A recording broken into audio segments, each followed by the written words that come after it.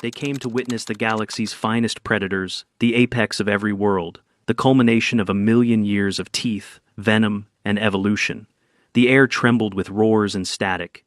Massive viewing screens flickered as each cage opened in sequence, revealing nightmare after nightmare.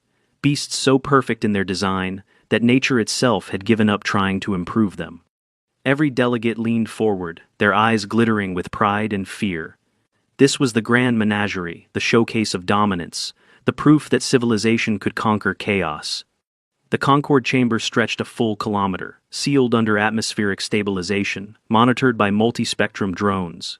It smelled faintly of ozone and sterilized fear. Each delegation sat in their climate-sealed booths, watching their entry, their pride be revealed to the galaxy. Threx opened with the Caravox Hydra, a three-headed reptilian siege beast whose blood burned the ground. Its scales were tungsten hard, and it hissed in infrared.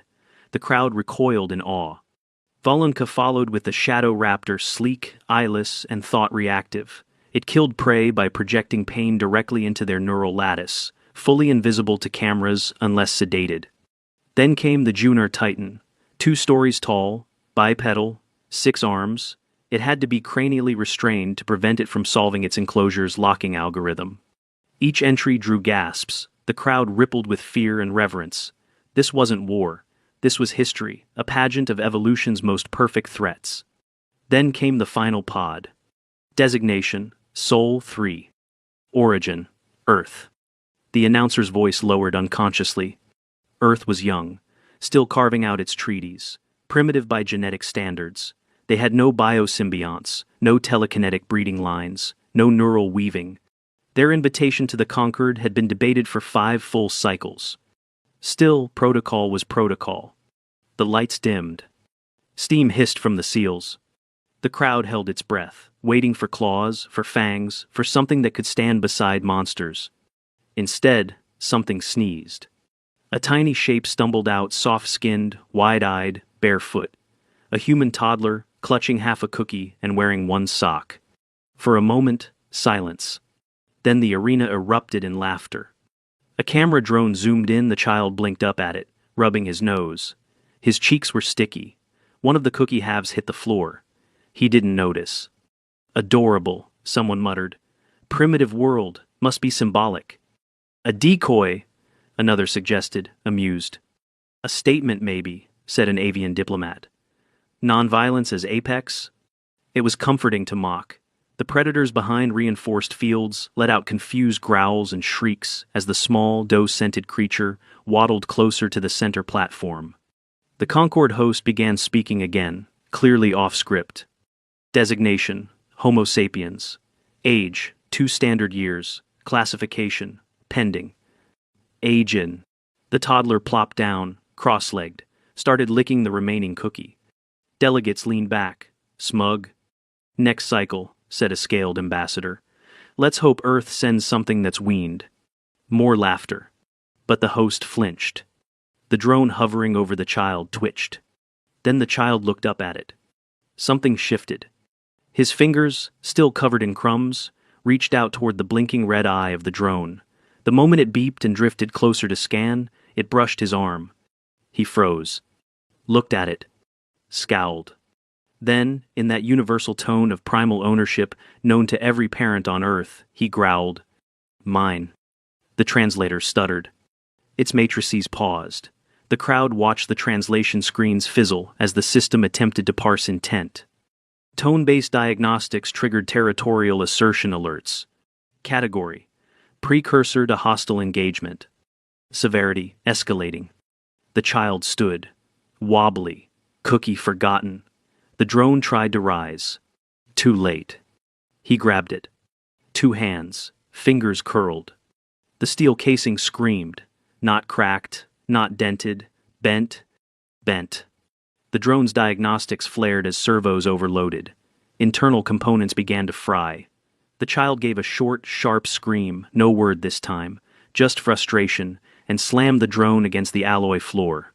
Once. Twice. It sparked, smoked, then fell silent. The arena froze. Security protocol flicked on. Force fields hummed across each exhibit. Monitoring beams flooded the platform. The toddler sat beside the wreckage, breathing heavy, tears on his cheeks. Readouts surged. Adrenaline spike. Pulse 178. Cortisol elevation. Unclassified temporary muscular hypertrophy detected. Skeletal strain below stress fracture threshold. A doctor watching the telemetry spoke first. Those readings are impossible for that frame. He's not wearing augmentation, whispered another. Look at the bone density. Look at the way the wrist absorbed the impact. That should have torn ligaments. He's not even injured? The lead medic blinked. Just overextended. No tearing, no dislocation, just elevated fatigue markers. Silence reigned now. Not one diplomat spoke. Not one apex predator stirred. A Mantari scholar frantically accessed the Terran archive. This specimen is not mature? Another confirmed. No, 2 rotations old. That's a pre-verbal development phase. Another flicked through footage of humans. Wars, rescues, builders working in volcanoes, engineers fixing satellites during active lightning storms, soldiers dragging others through blast fields while bleeding from open wounds. A still from Earth's Pacific front, a medic holding her own severed arm in a tourniquet while tending to 5 others. A miner in Antarctica, smiling as her face blistered from frost exposure. A child pulling a sibling from floodwaters, barefoot and hypothermic. The screens played them all. The room darkened with the weight of it. The toddler curled up beside the crushed drone. Sniffled. Mine, he whimpered again, this time softer. And the command went out again. This time it registered. The security drones approaching stopped mid-air. They hovered, then froze entirely. Inside the control booth, a technician screamed. His vocal pattern just triggered a level 1 override in the drone core. It's accepting ownership. How? I don't know. The recognition layer cross-mapped with assertive primacy, he imprinted. On everything. Can we counter it? Not without hard wiping the core. So wipe it. Pause. I can't. What do you mean you can't? He locked the protocol. A soft sound came from the viewing box, where Earth's ambassador finally stood. He hadn't spoken yet. Now, he stepped into full view. Tall, calm, wearing a tailored diplomatic uniform of deep blue, his hands folded behind his back. His voice was quiet. You're asking the wrong question, he said. It's not what he did, it's what he is. The delegates stared at him. He's not our strongest, not our smartest, not even close. He nodded toward the sleeping child, now nestled against scorched steel and flickering drones. He's our youngest. The lights dimmed further. The camera feeds failed. And in the reports later sealed under 3 layers of Concord emergency protocol, one line would be underlined 3 times. Do not provoke species Homo sapiens. They begin claiming the universe before they can even speak it. The arena remained sealed for 3 hours after the incident. No official announcement followed, no declaration of fault, no condemnation, just the slow, unnerving quiet of a bureaucracy, unsure if what it had just witnessed was a technical error or a prelude to invasion. The toddler was asleep, cradled between 2 unresponsive drones. His tiny chest rose and fell in even breaths. Occasionally he hiccuped in his sleep, the residual sobbing reflex of exhausted emotion. 1 foot was still missing a sock. No one dared approach. Inside the observation tier, Concord officials moved behind shielded glass. Their voices were hushed, tense. The analysis feeds showed looping footage of the drone destruction, the override incident, and the final words spoken before full mechanical compliance. It wasn't just the force, it was the command, the raw instinctual declaration that bypassed the AI's priority tree and placed the child in position as a security sovereign. One of the monitors showed the word again. Mine. Tag. Ownership. Classification. Alpha tier imperative. Concord defense techs argued over whether the drone core was compromised. They tore into diagnostic logs, tried to replicate the error with voice simulators. Nothing worked. One engineer quietly asked, "What if it only works because he meant it?" They didn't answer. At the chamber's far end, Earth's delegation sat at a long crescent table. No panic, no gloating, just quiet, composed attention. The ambassador Jonathan Kearns had remained standing since the moment his charge had claimed the drone. He hadn't moved, hadn't flinched. When they finally turned to him, the insectoid chair of the council leaned forward. "You'll explain this." Kearns nodded once. "I will. Is this typical?" "No," Kearns said. "That level of override isn't typical." The council leaned back in relief. Kearns didn't blink. "It's instinctual." A long pause. "You mean to say," a Vakari delegate rasped, "that all human offspring are capable of this?" Kearns gave a slight shrug. "Depends on the child, depends on the moment. And the command override? We don't train for that. But humans, especially very young ones, don't recognize technological authority. They recognize personal boundaries. If something enters their space, touches what they view as theirs, they assert." He tilted his head toward the sleeping toddler on screen. Every species in this chamber had to domesticate its instincts to achieve peace. Humanity never did. We just learned how to give them rules. A thick silence fell over the chamber. The council reviewed the biological data. Again. High stress tolerance. Unpredictable muscular activation. No augmentation. A mere 2 years into a species' life cycle that routinely exceeded 90. And despite stress, no neural collapse, no trauma markers, no injury. The child had slept through the last hour without fear. It wasn't just strength. It was resilience. One of the medtechs leaned back, shaking his scaled head. "I've treated war beasts who lost limbs and went into shock. This isn't right." Another spoke up, slowly. "I've studied evolutionary apexes. Predators peak early. Strength, instinct, aggression. Then they plateau. Intelligence and adaptability come later, if at all." "So?" The researcher tapped the screen. "This child isn't peaking. He hasn't even started." The implication sat like weight on the chest of everyone in the room. By the time they unsealed the arena, Kearns was already walking toward the containment field. He moved casually, hands visible, posture low. One of the drones still sparked feebly where the boy had crushed it. The security team had wanted to extract him via stasis scoop, but the request had been denied. Kearns didn't carry a sedative, or restraints, just a soft cloth and a juice pouch. The field deactivated with a soft chime. The remaining drones powered down fully, still locked in the last override command. The toddler stirred as footsteps approached. One bleary eye opened. Then both. He sat up, blinked at Kearns, and sniffled. "Mine," he muttered again, pointing at the crushed drone. "I know, buddy," Kearns said, kneeling. "You did good." The child frowned, rubbed his eyes. "Cookie gone." Kearns pulled a fresh one from his coat and offered it. "Got you a new one." The toddler took it, bit, chewed once, then laid his head against Kearns's shoulder with a shuddering sigh of relief. "Yours now?" the boy asked softly.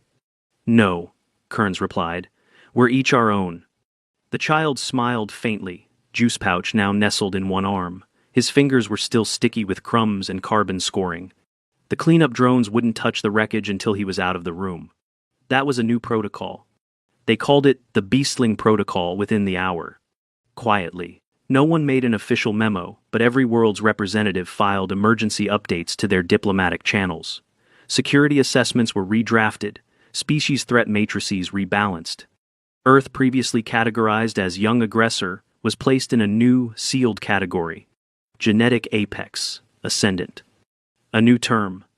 Not for what humans were, but for what they were becoming. Later, in the temporary habitat wing, Kearns helped the boy into a medical cot.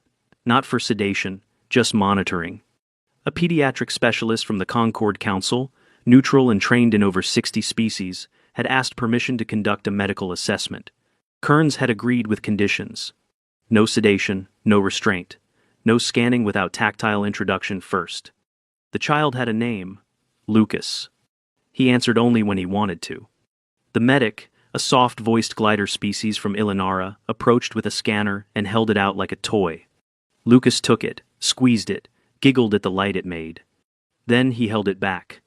"Yours," he said, generously. The medic smiled. "Thank you."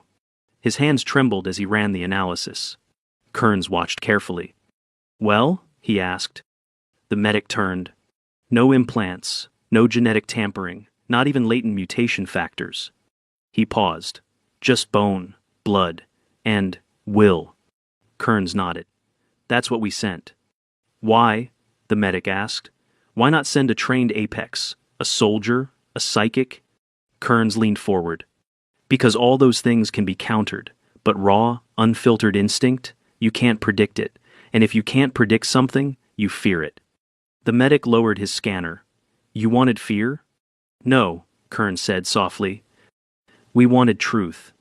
That night, in a quiet corner of the Concorde's internal comms system, a message was flagged and redirected to a dormant channel reserved for interspecies threat alerts.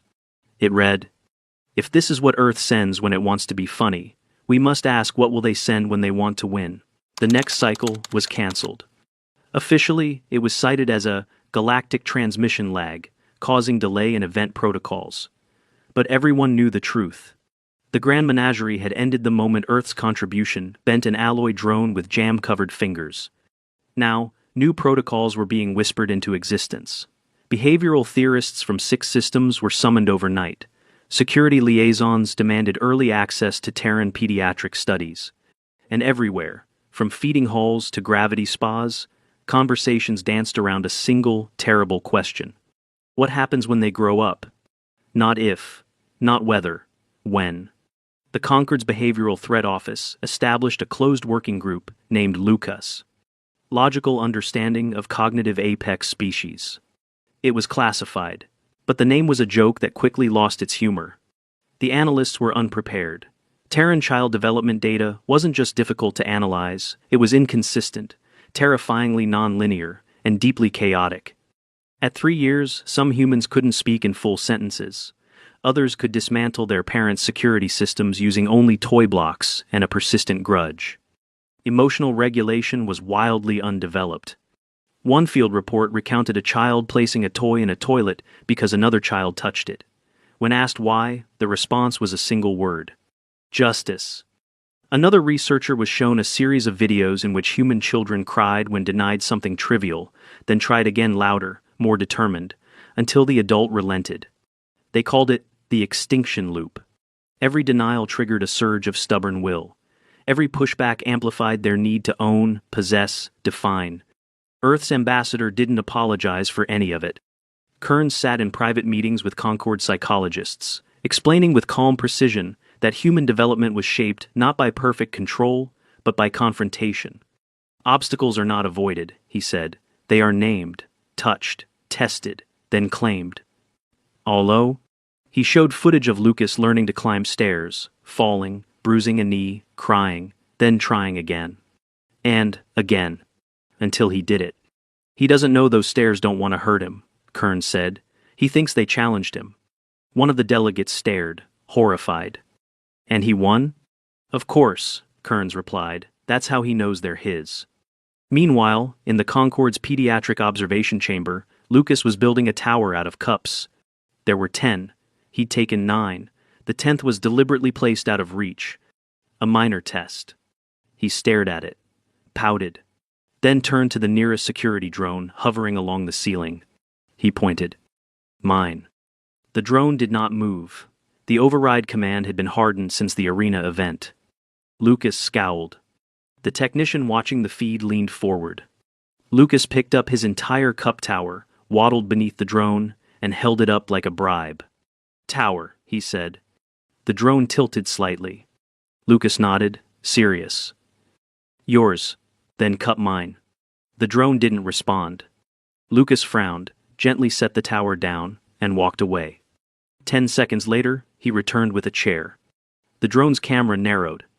Lucas dragged the chair beneath the drone, stood on it, and grabbed the final cup. The drone beeped twice. Its targeting system recorded the movement. Not hostile, just calculated. Lucas placed the cup atop his tower, raised both hands. Mine.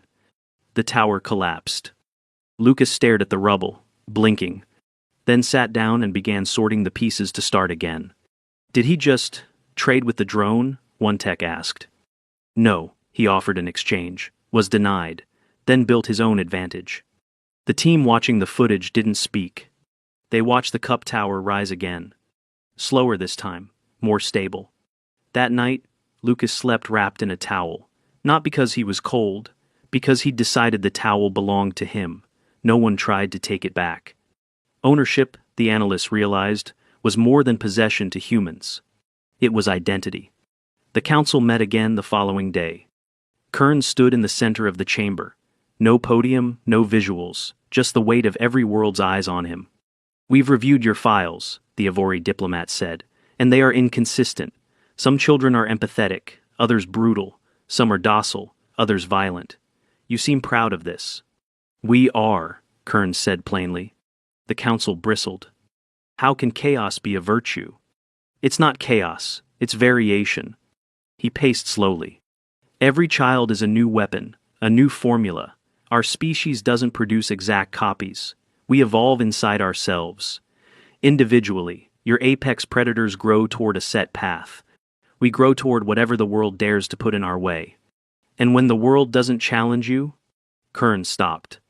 "We challenge it." The room darkened briefly as security feeds flickered.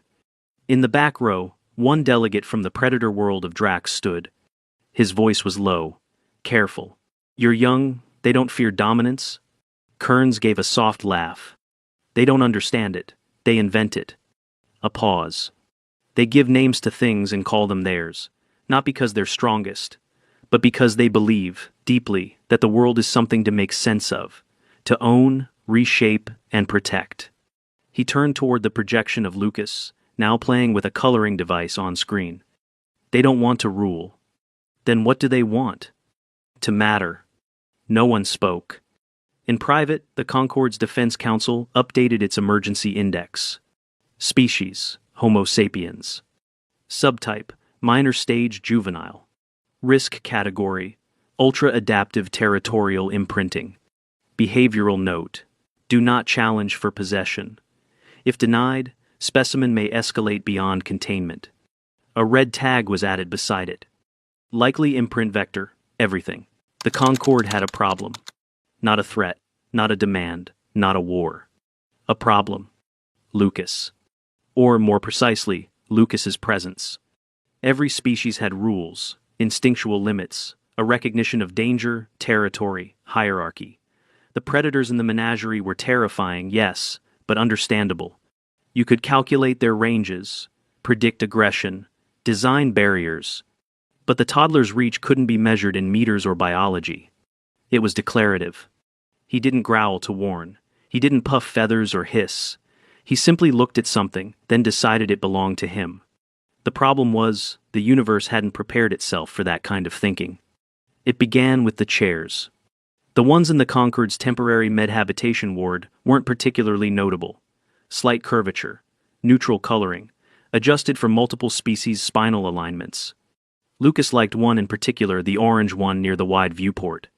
Every morning, he walked to it, climbed onto the cushion, and sat. The second morning, a cleaning drone hovered nearby, attempting to move the chair for floor sterilization. Lucas stared at it. "Mine." The drone paused, shifted protocols, attempted again. Lucas climbed off the chair, stood in front of it. His voice dropped, slightly hoarse from sleep. "Mine." The drone halted. Its servos glitched. Then, shut down. On the third day, a diplomatic assistant unaware of the protocol flags tried to sit in the chair. Lucas saw.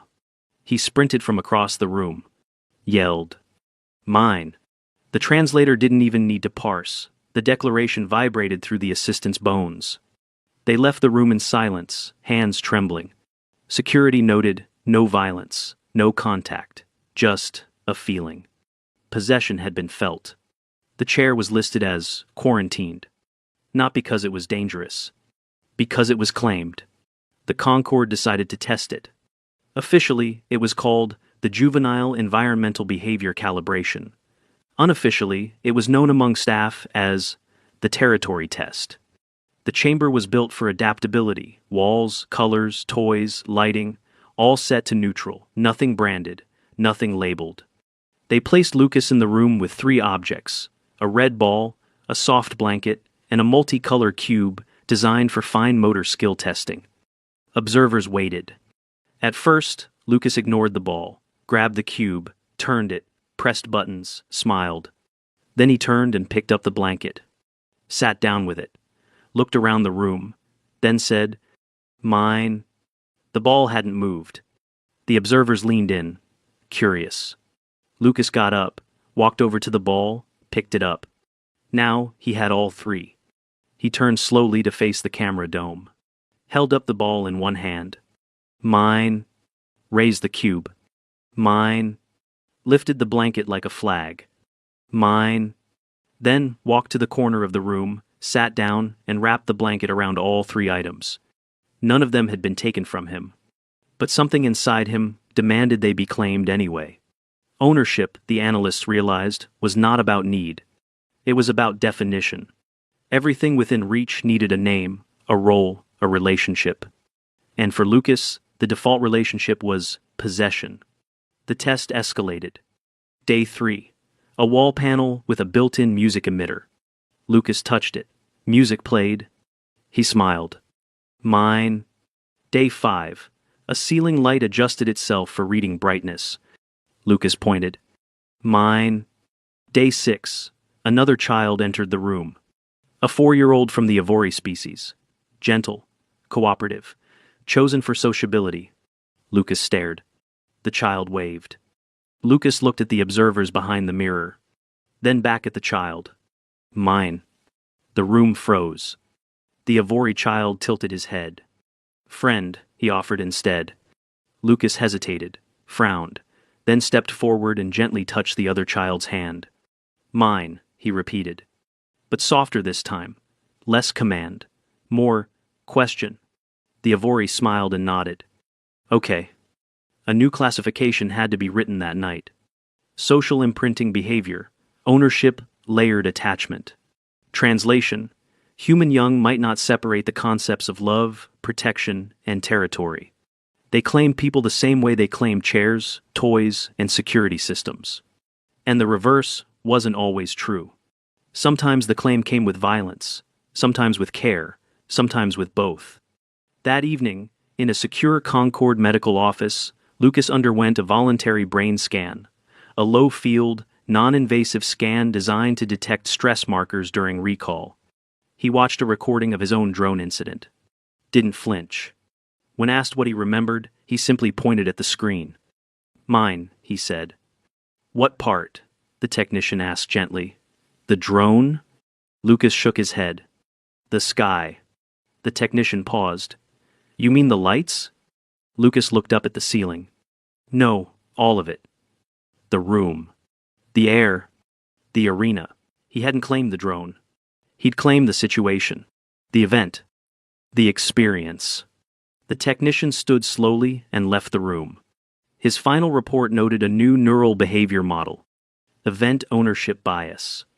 Definition: a developing human child may view any reality in which they act emotionally, physically, vocally as belonging to them. If they participate, they own it. If they feel, they define it. If they suffer, it is theirs. And if you try to take it away, they respond. That night, Earth's ambassador received an encrypted transmission. It came from a military advisory committee buried deep inside the Concord's bureaucracy. The message was short. "We have long feared war with a species stronger than us, then wiser than us, then faster than us. Now we fear something far worse. A species that believes everything it touches belongs to it." Kearns read the message, deleted it, then walked back into the observation room, where Lucas was drawing on the wall with a green marker someone had failed to confiscate. He had drawn a square, then a smiley face inside it, then stood back and pointed to the wall. "Mine." Kearns sat beside him. He didn't correct him. He just nodded. "Okay." On the 7th day, the Concorde officially closed the menagerie. It wasn't just embarrassment. It wasn't the malfunctioning drones or the override failures. It was the quiet, collective realization that something had changed. That something small had arrived and disrupted the equation that held the galaxy's piece together. Every beast they'd paraded, every apex they'd roared into the world's cameras, was built to be perfect, perfect killers, perfect symbols, perfect survivors. But Lucas? He wasn't perfect. He tripped when he ran, got frustrated at puzzles, cried when his juice box leaked. Once, he hugged a pillow so hard it tore, and then screamed because it broke. And yet no one could stop watching him. No one could stop studying him. He wasn't designed. He was becoming. That morning, Earth's delegation received a formal request. A closed session. No press. No recordings. Not a trial. Not an accusation. A clarification. Ambassador Jonathan Kearns stood before the High Concord in the chamber, typically reserved for wartime declarations. Behind him, not a screen, not a slideshow. A door. Lucas entered, holding Kearns's hand, wearing a fresh shirt, pants that didn't quite match, and both socks this time. He carried a plush toy shaped like one of the Juanar apexes, the six-armed monster that had once torn open battle tanks in the arena. Lucas had named the toy Steve. The Concord chair spoke first. "Why bring him again?" "Because you haven't asked the right question yet," Kearns said. The chair leaned forward. "And what question is that?" Kearns knelt beside Lucas, brushed a crumb off his shoulder, then rose and faced the chamber. "You've asked what he is, what he means, what he wants." He gestured toward the child, now playing quietly on the floor, murmuring to Steve in a tone that would later be determined to be a made-up language humans call pretend. "But you haven't asked who he's going to be." The room tensed. Kearns continued. "You've called him dangerous, unpredictable, terrifying." He nodded. "You're right." A ripple moved through the chamber. But not because of his strength, not even his instinct. Because of something far simpler, something your apex creatures lost in the process of perfection. He paused. Potential. One of the delegates spoke, a quadruped philosopher from Threx. "Our beasts evolve, they mutate, they improve." "Yes," Kearns replied, "but they do it in response." Lucas builds in anticipation. He pointed gently toward the child, who was now balancing Steve on his head and giggling. "Look at him. He learns without threat, adapts without instruction. Not because he was designed to, but because he wants to." A Vakari counselor tilted his head. "What do you mean, wants to?" "I mean, we didn't program him. He doesn't have a purpose. He makes one." The room fell silent. Kearns stepped forward. "You showed off your finest creations. We sent something else entirely." He paused. "A blueprint." Lucas sneezed. The sneeze startled Steve, who fell off his head. Lucas frowned, picked Steve up, then looked around the room. He saw a ceremonial goblet on a nearby pedestal. Gold, bejeweled, reserved for council rituals. He waddled over to it. Pointed. "Mine." A dozen internal alarms pinged. No one moved. The system had already reclassified the word. Not as threat, not as command. As signal. The request was clear.